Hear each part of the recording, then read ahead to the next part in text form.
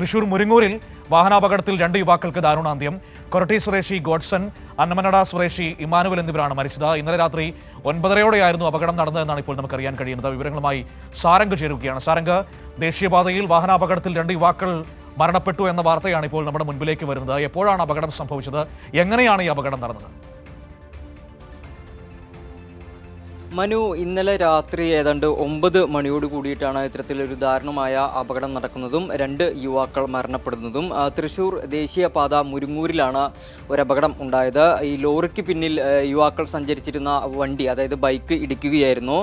കൊരട്ടി സ്വദേശിയായിട്ടുള്ള 19 വയസ്സുള്ള ഗോഡ്സൺ, അതുപോലെ തന്നെ അന്നനാട് സ്വദേശിയായിട്ടുള്ള 19 വയസ്സുള്ള ഇമ്മാനുവൽ എന്നിവരാണ് ഈ വാഹനാപകടത്തെ തുടർന്ന് മരണപ്പെട്ടിട്ടുള്ളത്. ഇരുവരും രാത്രി യാത്ര കഴിഞ്ഞ് തിരികെ വരുന്ന വേളയിലാണ് ഈ ലോറിക്ക് പുറകിൽ ഇടിക്കുന്നത്. അത് ഇടിച്ച വഴിക്ക് തന്നെ വലിയ ഒരു അപകടമാണ് ഉണ്ടായത്.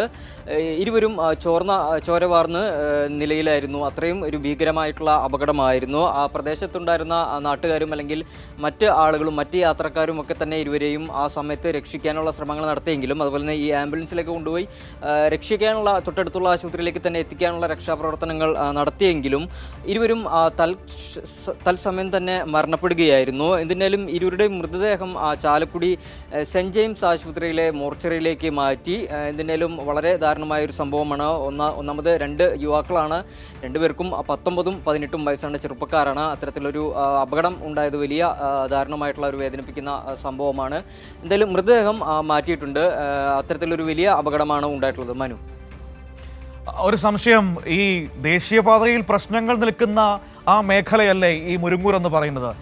ദേശീയപാത സുരക്ഷിതമല്ല, ടോൾ കമ്പനിയുമായിട്ടുള്ള പ്രശ്നങ്ങളൊക്കെ നിൽക്കുന്ന ആ സ്ഥലം കൂടിയല്ലേ ഈ അപകടം നടന്ന സ്ഥലം അല്ലേ?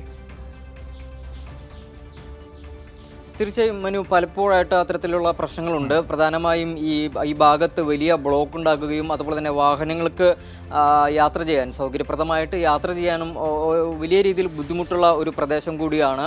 അതും കൂടി എന്തായാലും സൂചിപ്പിക്കേണ്ടിയിരിക്കുന്നു. അത്തരത്തിലുള്ള ഒരു സാഹചര്യത്തിലായിരിക്കണം ഒരു അപകടം നടന്നിട്ടുണ്ടാകുക എന്ന് തന്നെയാണ് മനസ്സിലാക്കാൻ കഴിയുന്നത്. ഒരു പക്ഷേ ലോറി ഏതെങ്കിലും സാഹചര്യത്തിൽ പെട്ടെന്ന് ബ്രേക്ക് ഇടുകയോ അങ്ങനെ എന്തെങ്കിലും ആകുകയാണെങ്കിൽ തന്നെ, അങ്ങനെയാണെങ്കിൽ ആ ഒരു സാഹചര്യത്തിലായിരിക്കാം പെട്ടെന്ന് യുവാക്കൾക്ക് നിയന്ത്രണം വിട്ട് ചിലപ്പോൾ ഒരു പക്ഷേ ബൈക്ക് ഇടിച്ചു കയറിയതായിരിക്കാം എന്നാണ് നിലവിൽ പ്രാഥമികമായിട്ട് പോലീസ് നൽകിയ വിവരത്തിൻ്റെ അടിസ്ഥാനത്തിൽ മനസ്സിലാക്കാൻ കഴിയുന്നത്. മനു.